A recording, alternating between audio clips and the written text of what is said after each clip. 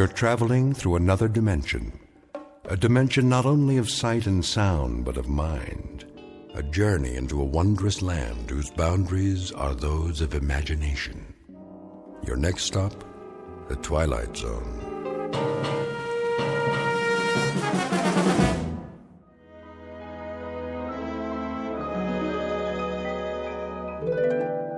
All right, ladies and gentlemen, let's begin with the field reports. Who wants to go first? I will, sir. Proceed. I don't want to spend all eternity on this. Yes, sir. First up is Angel First Class Scott Cousins. Assignment, Orion. Project, Evening Miracles. Job rating, excellent. Good man. Real stuff. Next.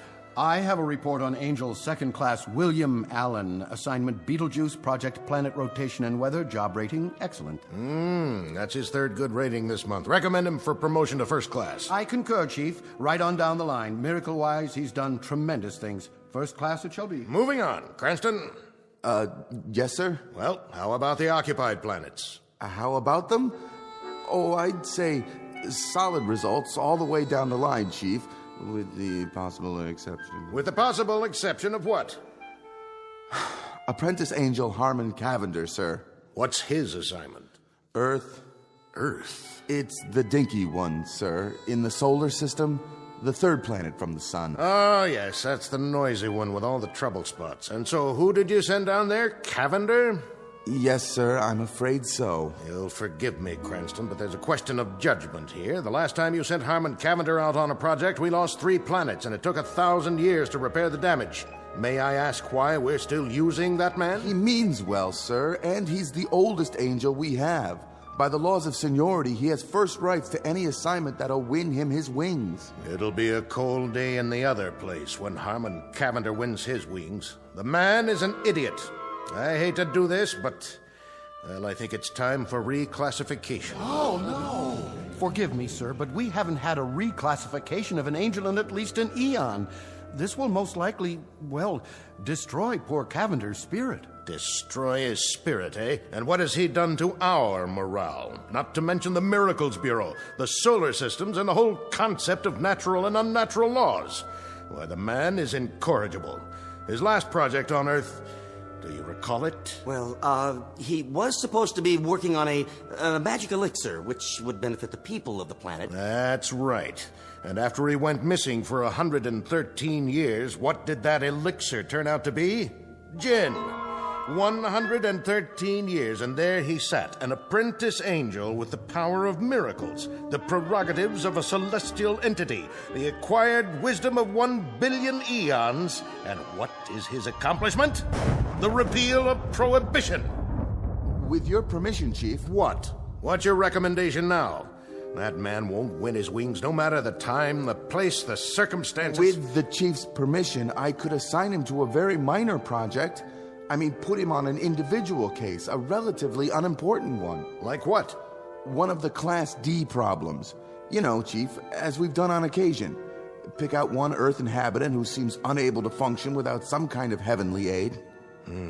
Have you someone in mind? We could find such a person. Where? How about that one? Down there. Orient me. My eyes aren't what they used to be. Grep, Agnes, age 26. Habitat, New York City. Unable to hold a position, constantly in debt. Accident prone, somewhat discombobulated. Any change there would be a marked improvement. How right you are. But Apprentice Angel Harmon Cavander? The girl needs help, not more trouble. We could give it a try, sir. Well, let's see what he has to say for himself. Summon him at once. Yes, sir. Right away, sir. Submitted for your approval the case of one Miss Agnes Grep, whom we are about to meet up close and personal. As you will soon see, she was put on Earth with 2 left feet, an overabundance of thumbs, and a propensity for falling down manholes. In a moment, she will be up to her jaw in miracles, wrought by an apprentice angel named Harmon Cavander, who is intent on winning his wings. And though it's a fact that both of them should have stood in bed, they are about to tempt all the fates by moving into some particularly tricky territory known only as the Twilight Zone. And now, The Twilight Zone and our story, Cavander is Coming, starring Andrea Evans with Stacy Keach as your narrator.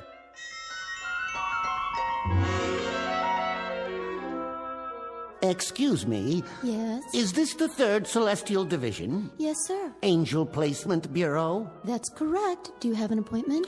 Yes, I'm looking for a Mr. Henry Polk. Our supervisor. And you are? Cavander. Harmon Cavander. Ah, yes. We've been expecting you. Go right in. Thank you.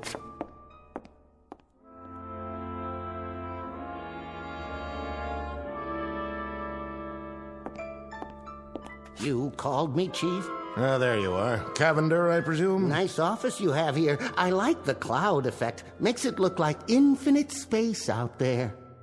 It is infinite. Oh. Apprentice Angel Cavander, it has come to our attention that you are the only angel in your class not to have won his wings. Sad but true. Not for want of trying, I can assure you. It has further come to our attention that you are a clod. A clod, sir? Never mind. Before reclassifying you, Reclassify? we're going to give you one more chance. Oh. Walk over to the edge with me and look down through the cloud cover. Cloud cover. What do you see?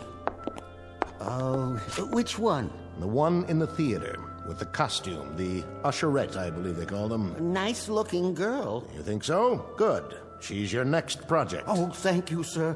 I especially like the uniform she's wearing. Very military, with epaulets. And what's that on her head? Is that a fez? Haven't seen one of those in ages. Quite a few ages. You will return to Earth and supply her with aid, assistance, and advice for a period of 24 hours. If you are able to improve her lot in any significant way, we will reopen your case. You mean there's a possibility of getting my wings? It would be taken under advisement. Oh. Actually, Cavander, there seems to be considerable question about the damage you can do with just arms and legs, not to mention wings or your mouth. However, we've graciously consented to give you one more opportunity. You have 24 hours to see what, if anything, you can do with that clod, that young Earth woman. Mm-hmm. Take a good look. She's the one lining up for inspection right now in the lobby. Who's doing the inspecting? The theater manager, the short one with the ridiculous little mustache. All right, girls, positions, please. Ready for inspection before we open the doors. Excuse me. End of the line. Can I get in here? This is my position. Pardon me. Inspection. Left lapel wrinkled. Sorry, sir. Lipstick crooked. I'll fix it.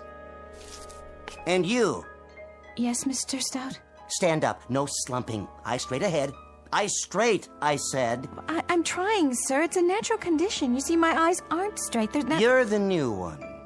Yes, Mr. Stout, and I can't tell you how glad I am to have the job, and I'll work very hard, and this is the first time I've ever been an usherette, and I love the uniform, and... Miss Grepp, is it? That's right, Agnes Grepp. It used to be Grabinski because my father's father was Lithuanian, but when he married my mother... If you don't mind, Miss Grepp. Now then, for the benefit of the new recruits, I will go over very quickly the prescribed positions and order of the day. Pay attention, please, Miss Grepp. I will repeat this only once. You will take the spot girl position in the middle of the lobby, ready to give directions such as stairway to your right, aisle 2 straight ahead, and so forth. Excuse me. What is it? What if I have to... Have to what, Miss Grepp? You know, take a comfort break? You will wait for your 30-minute lunch period, the same as the other girls. Now then, after you have taken their stubs... Their what? Ticket stubs. You collect them.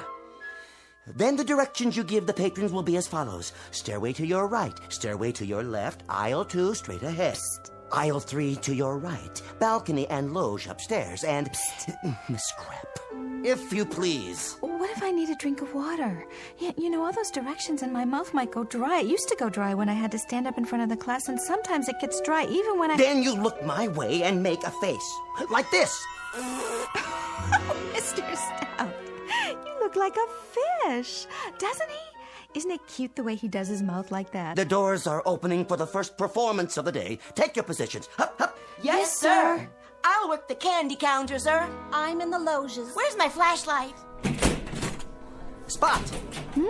Miss Grep, take your spot. Oh, don't worry about me, sir. I got it covered. Hello, dear. Hi. Can you tell us where to find the best seat? Give her your ticket first, Gertrude. Oh, yes, of course. Here you are, dear. About those seats. Immediate lodging. 3 aisles straight up. I mean, in the balcony. Pardon? Well, and I think there's some candy to your right, popcorn, and oh, God knows what else. Pardon me? Must have water. That man, ask him, but please. Oh, Mr. Manager, I think your usher here is having a fit. Any aisle, any seat, I'll just go. What do we do with these tickets, Is there some problem? No problem. A regular fit. Fit? A conniption. Oh. Miss Grep? Mr. Stout? Your epaulets. Oh, Mr. Stout, look at me, please. Close your mouth at once, Miss Grep. Consider yourself cashiered out. You will never make usherette at Blonsky's Bijou of famous Hollywood hits. Now, turn in your uniform. Up. Dismissed.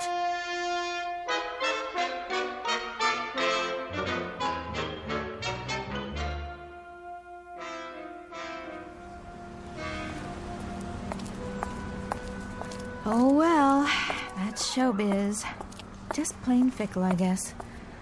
What's the difference between me and all those women in the movies? Classy, sophisticated.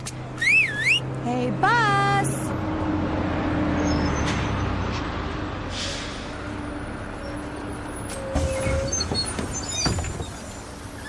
You got a bus pass? Not as such. I wanted to get one, but then I thought if I did, I might lose it, and then I'd be out all that money, so I never got one, and now Put your quarters in the machine.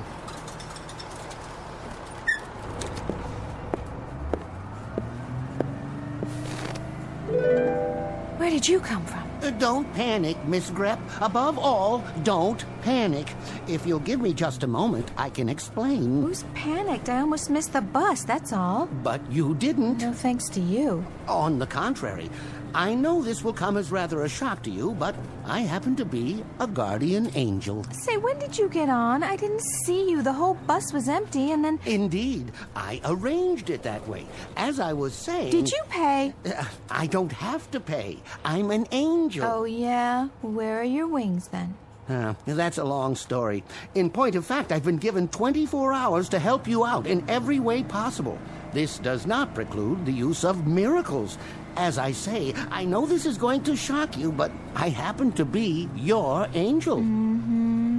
Don't worry about it. I daydream a lot myself. Last week, I daydreamed I was an astronaut. I made 111 orbits before Mr. Goldfarb fired me. Mr. Goldfarb? He ran the delicatessen where I was working. I took care of the steam table all day long, and that's where I used to do most of my daydreaming. Wouldn't you at least like to see a little miracle? Okay, if it makes you feel better. Like what? Well, for example, instead of a run-of-the-mill bus that everybody uses, how about a nice, flashy, chauffeur-driven convertible? Wouldn't that be something? All right, then. Here goes. Is that it? Well, I have a way of fouling these things up, but if you'll give me just a second to concentrate... Wow, Central Park. Well, at least it's a carriage with a convertible top. Driver, once around the park, if you please. What is going on here? What happened to my bus? Oh, I'm so sorry. You don't know how to handle horses, do you? Of course not. A small miscalculation. A Lincoln Continental, real snazzy. That's more like it. Driver, take us to, well, the lady's residence. What is the exact address? I ain't taking nobody nowhere in this here car. I signed on to drive a bus. Oh, all right.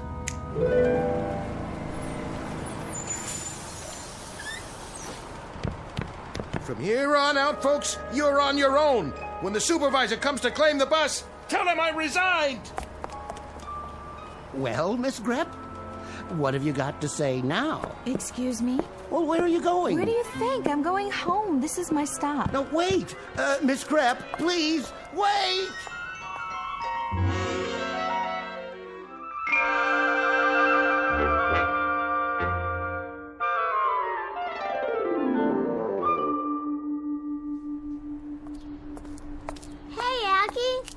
there. How's my favorite little girl today?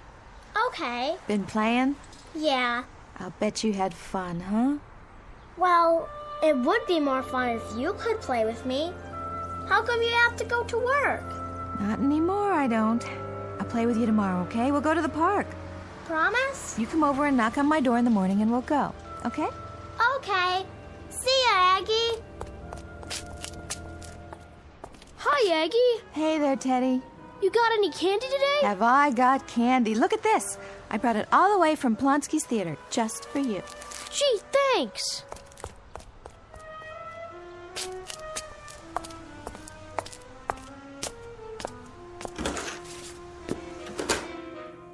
Aggie, can I ask you a question? Sure, Wanda, what is it? When you make potato pancakes, is it 3/4 of a cup of flour and a half an onion, or a half a cup of flour and 3/4 of an onion? I think it depends on how much you're making. I mean, if you make potato pancakes for 4, it's 1 cup of flour, or is it 1 onion?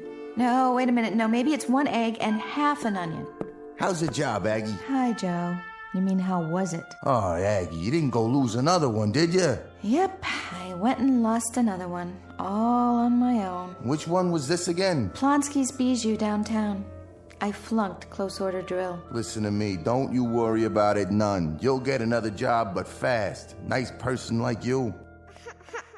Aggie. Why, what's the matter, sweetie? I broke my cookie. Oh, sweet baby. Aunt Aggie has a cookie for you. Here. You like it, huh?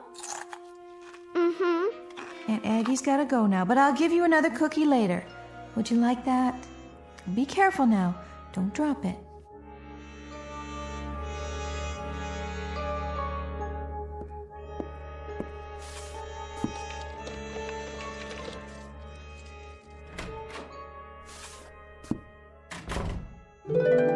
Don't panic.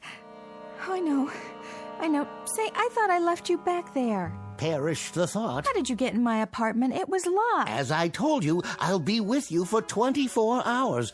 23 hours and 31 minutes, to be exact. Don't you ever give up? How could I? I'm here to change your life, Miss Grep. Interesting place you've got here. I like it. Oh, I do too. Particularly the stuffed animals and the Cupid dolls. Been collecting them for some time, haven't you? If you'll excuse me, I have got to take these shoes off. My feet are killing me. Let's get down to business, shall we? What kind of business? In a case like this, I usually examine the most pressing problems and then formulate a plan to alleviate them. Me too. Only whenever I make a plan, something always happens. You know, like a fly in the ointment. Is that an expression? Oh, my mother used to say that. Whenever my father made plans, like the time he went into business raising rock Cornish game hens, it was a great plan, let me tell you. I think the way to attack this employment problem of Would yours... you like something to drink? Oh, yes. That is, no, I really shouldn't. As I was saying... Tea or coffee? You look like a tea man to me. I think I've got some tea bags somewhere. Don't trouble yourself. How about a beer? Oh, no. No.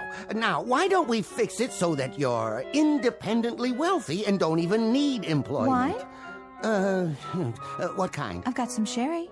I don't think so. Now, my dear young lady, we are discussing the alteration of your entire future. For the moment, we can dispense with the convivialities and proceed directly to... Yes? You wouldn't happen to have any gin, would you, by any chance? Just lying around, going to waste? Afraid not. Oh. Oh, but I could run down to Mrs. Riente's apartment. Her husband makes it. Well, sort of. You see, he starts with, what do you call it, neutral grain spirits, and then he adds these sloe gin berries, and then... No, thank you. I've had that kind. Manufactured in a bathtub, as I recall. But back to business. First off, you can't live here. Why not? Something wrong with this place? Well, not at all, but it wouldn't fit in with your new lifestyle. I happen to know that there is a penthouse available right now at the Savoy Arms. Where's that? Park Avenue and 58th. A penthouse? And how would I pay for it on my salary, even if I had a salary? My dear, there are all sorts of ways. Hey, Buster, I am not that kind of girl. Dear lady, I have no doubt. But please try to grasp the situation. As of this moment, you are independently wealthy. Now, why would you say a thing like that? Watch this. Nothing up my sleeve. Where did that come from? Look closely. This is an absolutely genuine statement from the New York National Bank, savings account number 66103, in the name of Miss Agnes Grepp. You think maybe there's another Agnes Grepp? I seriously doubt it. The total balance in liquid assets is... but perhaps you should read the figure for yourself. I like to use odd numbers, by the way. An aesthetic preference on my part, more pleasing to the eye, don't you agree? I think you like to use too many zeros, too, don't you? Perhaps you should sit down. Now, on to social activities. I go bowling on Thursdays. Bowling schmoling. That's okay for pin setters, not for a Park Avenue debutante. Who's a debutante? Look around. I think you'll get my drift. If I do say so myself, I'm getting pretty good at this. Look at the way they're all dressed. Tuxes and evening gowns, and me with these ratty clothes. Oh, oops. There. I hope you like the color. A perfectly charming party, Agnes, my dear. And you, ravishing. Absolutely ravishing. Thank you very much, I guess. Anthony Chumley builds and operates ocean liners. The young lady is Miss Darlene Carruthers Morgan Jones. Her father is president of the bank where your money is. My dear, you are exquisite, enchanting, delightful. Hey, don't wear out the hand, okay? I intend to notify the society editor at the Times that this was the high point of the season. Absolument, the peak. What an image you are. What a dream. Jacques Lemond, very big in perfume. Champagne? Martinis? Over here. Very good, sir. Now this is what I call a miracle. Best martinis I ever conjured. The absolute peak. I better not drink. I get silly when I do. Say all kinds of crazy things. Come with me. If you think this is something, look in the other room. Where are we going? Your boudoir. All yours, my dear. Part of the miracle. You have got to be kidding me. I've never even seen a round bed before, well, except in the movies.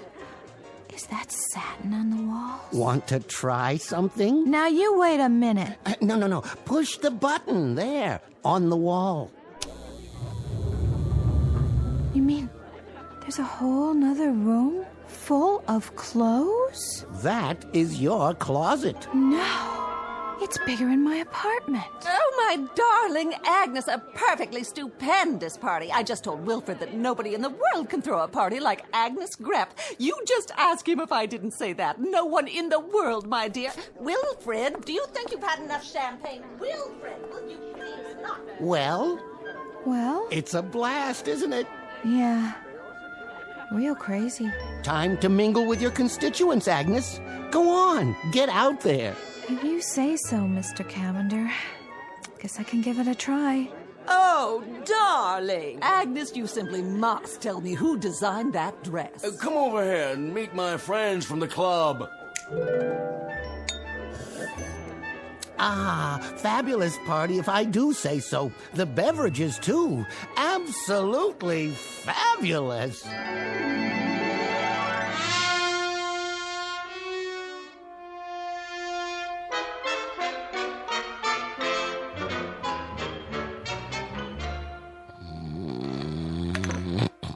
What? Oh, yes, the party. A real blast. A humdinger. Cavander, you have outdone yourself. What time is it? Early, sir. Where is everybody? They've all gone home, sir. Oh, and Miss Grepp, is she... She's gone on an errand, sir. You're the last one in the penthouse. Oh, did she say where? Something very pressing, I should say. Would you care for a continental breakfast, sir? A Bloody Mary? Agnes! Agnes!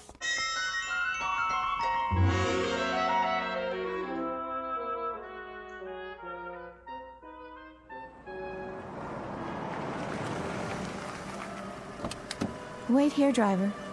Here, miss. Are you sure? I'm sure. Can I help you? Hi, Wanda. Guess I was out pretty late last night. How are you this morning? Fine, miss. Anyone in particular you're looking for? Just my own bed, good old 13A. 13A's been rented. It has? To a nice couple. You a friend of theirs? Hi, Joe. Gonna get the morning paper, huh? Yeah, so? So I just thought I'd say hello. What's with the fur coat, sister? You slumming? Joe.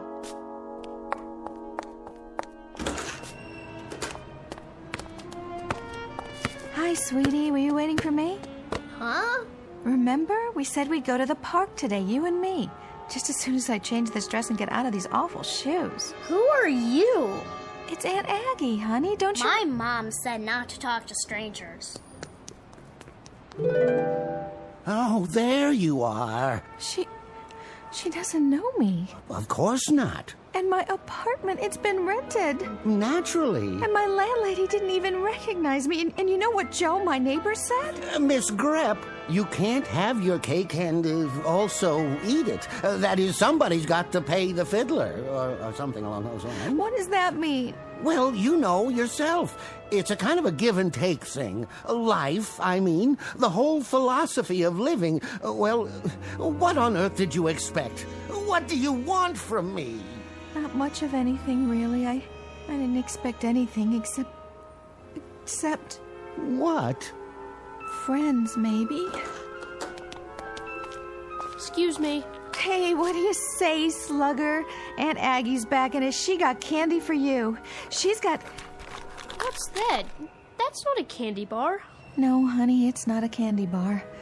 It's a bottle of perfume. Costs $100 an ounce. Big deal, huh? You know what? I wish it were a chocolate bar. Come on, Teddy. Leave the lady alone. Come back up here. Mrs. Rienti? That's okay. It's me, Aggie.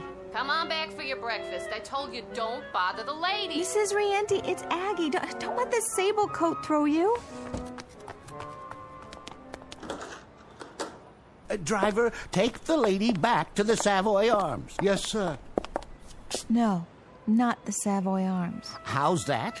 No more Park Avenue and 58th. I don't want to go back there. I want to stay here. Why, I'll never win my wings now. I'll be drummed out. I'll be reclassified.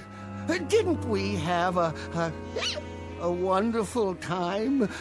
Don't you have everything you want? Mr. Cavander, you want to make me the happiest girl in the world? Then knock it off with the Park Avenue penthouse, the sable, the whole bit. I want it the way it was. The way it was? Unstable, unresolved, and unemployed? Disconnected, discombobulated, and behind in my rent. But that's for me. That and bowling, babysitting, and potato pancakes. How about it, Mr. Cavander? All right, Miss Grepp, but I think you're making an awful mistake. I tried. God knows I tried. Can you hear me up there? You can't take that away from me. What do you say, Egg? Top of the morning, Joe.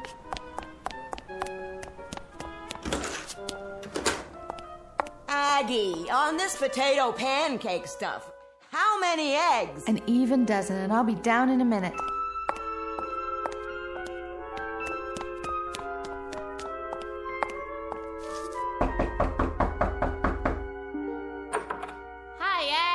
Hi, Mrs. Rienti. I hope you don't mind. I brought something for the kids. Hi, Aggie. Here you go.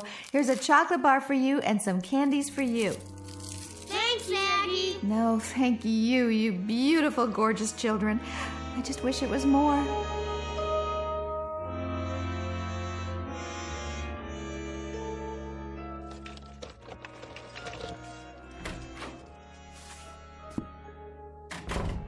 Mr. Cavander?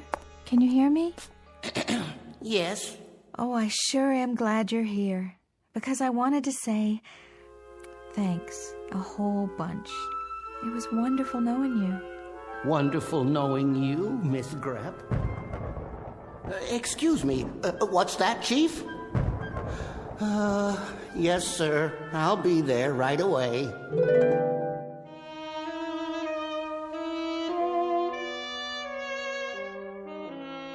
Cavander checking in, sir. I was just looking over the report we received on you. Conduct unbecoming an angel. Gin and tonic consumption. Gin fizz consumption. Gin on the rocks. Extra dry martinis. General inebriation. Need I go on? Cavander, you're a disgrace to the entire service. I'm sorry, sir. I truly am. I'm afraid you know what this means. Reclassification, sir. At least reclassification. I know it. I expected it. I hate to do this, Cavander. I really do. As a matter of fact, Hey, Chief, look at this. What? Why, this is incredible. It is. See for yourself, Chief. Come over here. My eyes aren't so hot lately. Try, Chief. You can do it. Where are you pointing? Lean over the edge. That planet there, the little blue and green one? Yeah, check the island of Manhattan, the lower part. She's happy. She is, isn't she? She looks at least 6 times happier than when I found her. She's incredibly, deliriously, totally happy. I don't understand how that could be. But I tell you she is, sir. See? See what she's doing now? What is that costume she's wearing? A bowling shirt, I believe it's called. Say again? Bowling, sir. She bowls every Thursday night. Fascinating. And is she supposed to keep her finger in the ball after it starts rolling down the lane? Ooh, no, sir. She still hasn't quite got the hang of it. I do hope she didn't hurt herself. Well, Cavander, it seems I may have been premature in my judgment. Oh? After all, your assignment was to make her happy, and that's precisely the way she is now, so... Well, there seems to be very little left to do, except... Go on, sir. I'm all ears. I noticed. I think under the circumstances, Cavander, since you've done so very well with this subject... Yes? Well, it occurs to me that there are other deserving subjects down there who may require a little angelic assistance from time to time. Oh, definitely. No doubt. Each of them could be your personal project, so to speak. How would you like that? And... my wings, sir? We'll reopen that issue later on. But for the moment, we'll start a dossier on the people you'll be assigned to. In a strange way, I feel rather sorry for them. Cavander? Cavander, are you listening?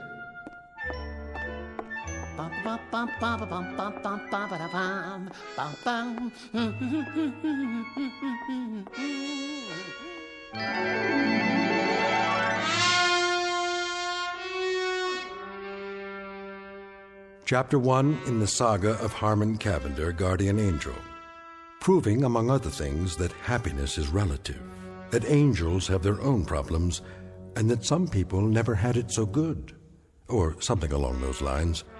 Tonight's excursion into the Never-Never Land known as the Twilight Zone.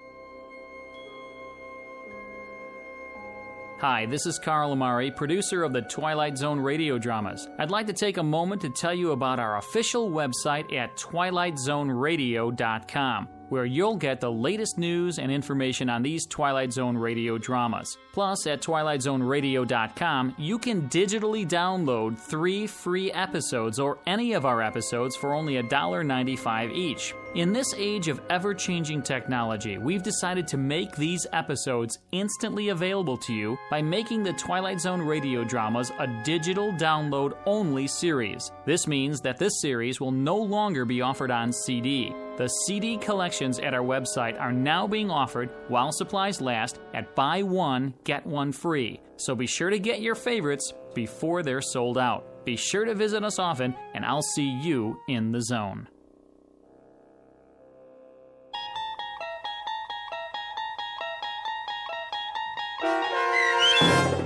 Cavander is Coming, starring Andrea Evans with Stacy Keach as your narrator, was adapted for radio by Dennis Etchison and based on a script by Rod Serling. Heard in the cast were Richard Hensel, Roderick Peoples, Doug James, Peter DeFaria, Linda Reiter, Maggie Carney, Martin Hughes, Lauren Patton, David Darlow, Maria Stevens, and Meg Falcon. To learn more about the Twilight Zone radio dramas and to obtain audio cassettes and CDs of these programs, visit our website at twilightzoneradio.com. This copyrighted radio series is produced and directed by Carl Amari and Roger Wolski for Falcon Picture Group. Doug James speaking.